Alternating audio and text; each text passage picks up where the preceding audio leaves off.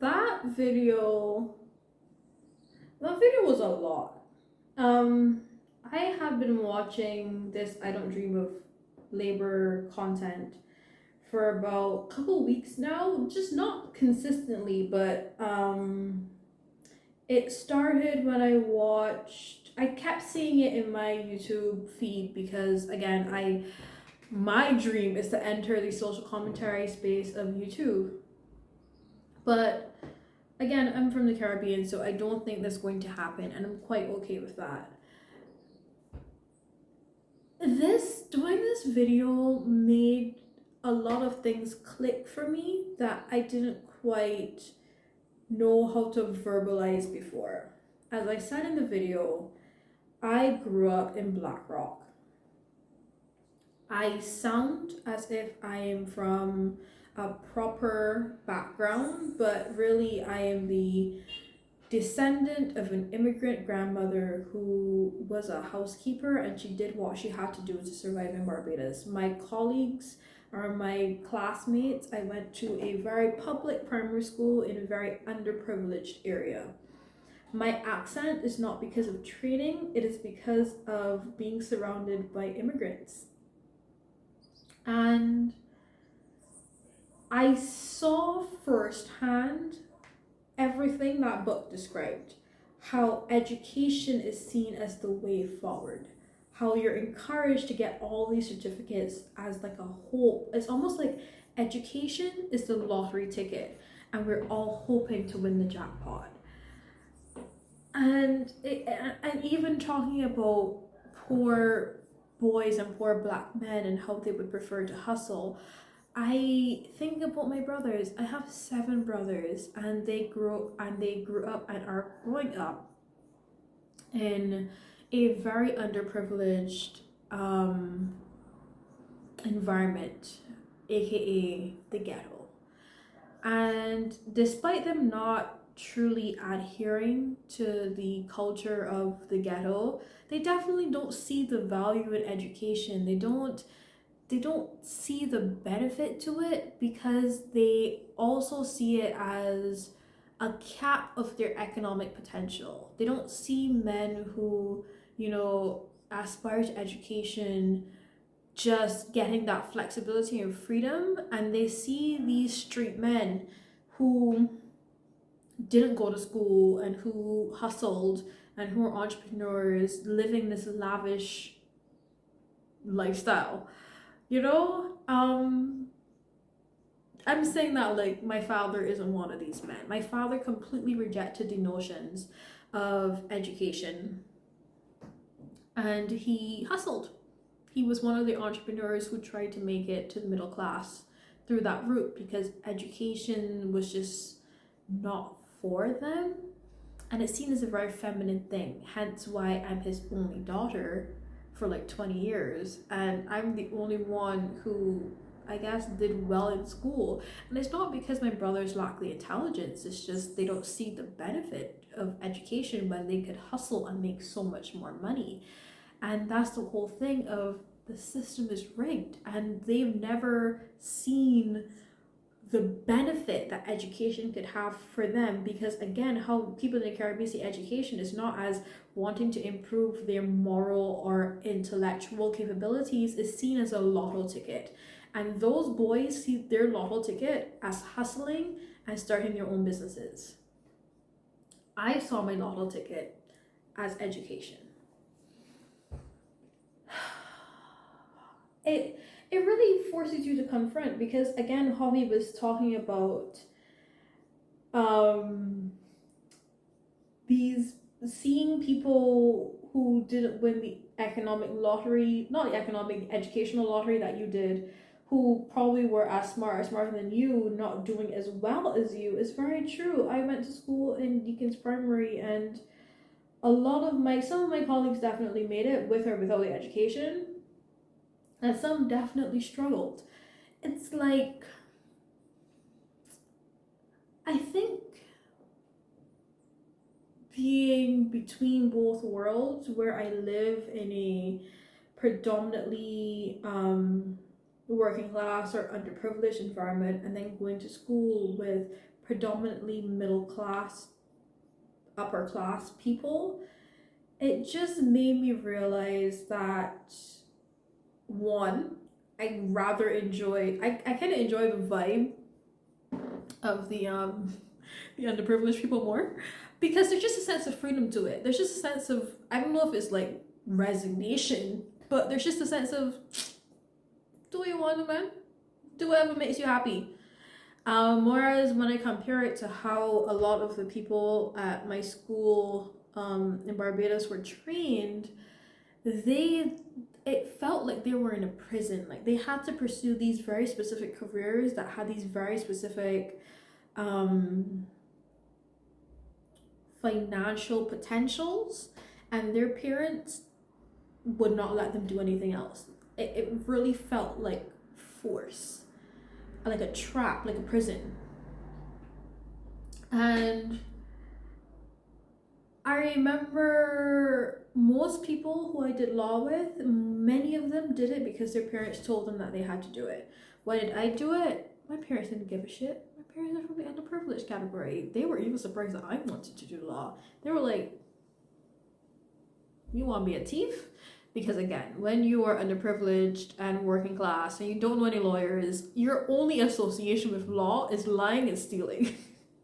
So most of my family members weren't like, yay, they were like, what do you want to do that for?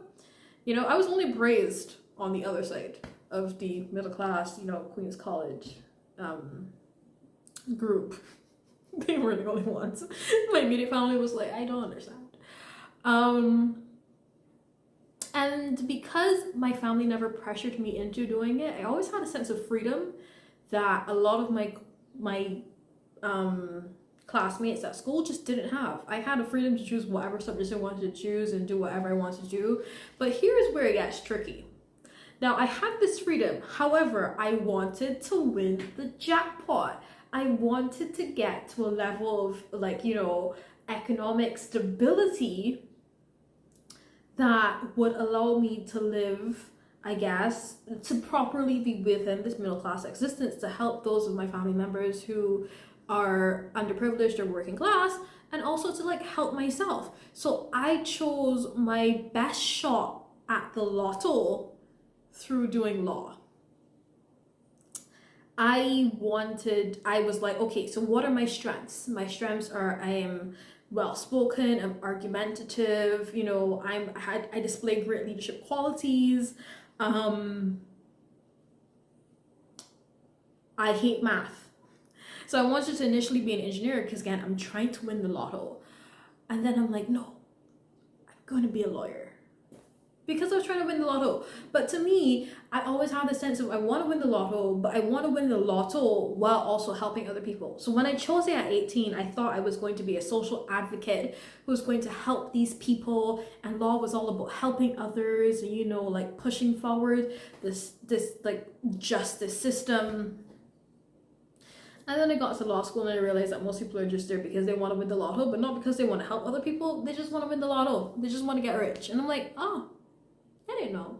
Oh, that's what y'all do down here? Okay. Because up until I entered law school, I had only met one lawyer ever in life. This video really made me think about my life.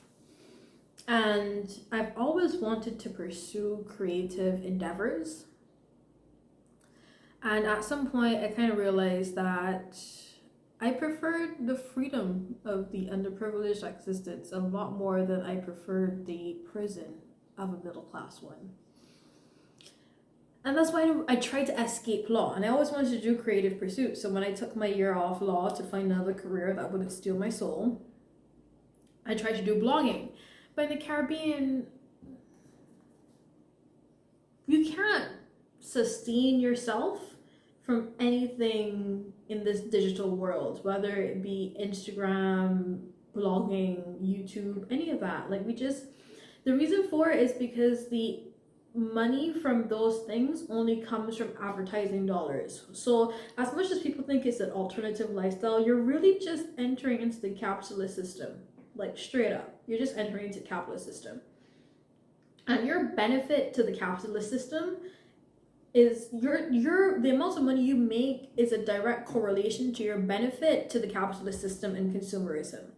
In the Caribbean, we are not known for consuming, and our dollar is not as valuable as that of those in North America. So what happens is YouTubers who even have it a hope of making it are Caribbean, but they have to live in America and kind of go to American stores, have American shipping, you know, have access to like that, you know, fast delivery system.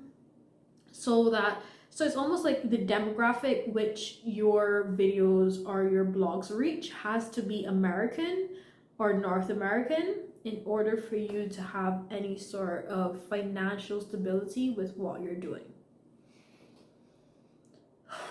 So that always, I guess, made me question whether I should even do it, even though I genuinely enjoy doing it, because I like doing it. I like expressing myself. I like talking. I like typing. I like writing. I knew that it wasn't going to go anywhere in terms of, you know, making me have a sustainable life at all. But good for you guys who are watching this video. I got lucky. I didn't win the jackpot, but my partner did. He tried a strange route, and he managed to win the jackpot, but his ticket was a strange form of self-teaching. It wasn't quite education, but it wasn't quite an entrepreneurial hustle. It was kind of between. And he won the jackpot. And because my partner won the jackpot, the you know, middle class jackpot that all of us are trying to get to, I now have the privilege of just being creative and fully pursuing my creative passions without a concern for whether these videos will be successful or not. So I'm able to just dedicate time to research and bring this content to you, because, you know, I think a lot of the discussion nowadays definitely happens in a YouTube setting, and I found that what was very much missing from that YouTube setting was a Caribbean perspective on a lot of the issues. Even missing from when you try to search popular trends in Google and you put Caribbean next to it, you will only get American articles. Am I saying that I'm trying to be the voice for Caribbean, I guess, understanding of trends and videos? I guess I could say that in a way, because it's like, yes, we want to contribute to these discussions, but many people don't have the privilege of just pursuing this, because many people who pursue it in America or North America, they are compensated for it because the algorithm likes their content, because, you know, the people watch their content, lots of people engage with their content, and that leads to revenue and monetization and advertising dollars. I think what I'm trying to say is that I've attained this privilege and I will pass it forward. So look out for more videos like this. Let me finish my golden apple juice. And just return to a society that I absolutely love. Despite the Caribbean not having the privileges or potential of, you know, North American countries, there are pros to living here. There is the community, there is the relaxation, there is the access to nature, there is the calmness that comes with the Caribbean living that I just don't think I would give up for the world. So if you like this video and my other video, like, comment, subscribe. We can try. We can all try for the Caribbean sis to help the YouTube algorithm know that Caribbean social commentator is on the rise. So just do it for the algorithm. Do it for your girl. Do it for the algorithm. This was lovely. And I'll see y'all in the next one. Bye.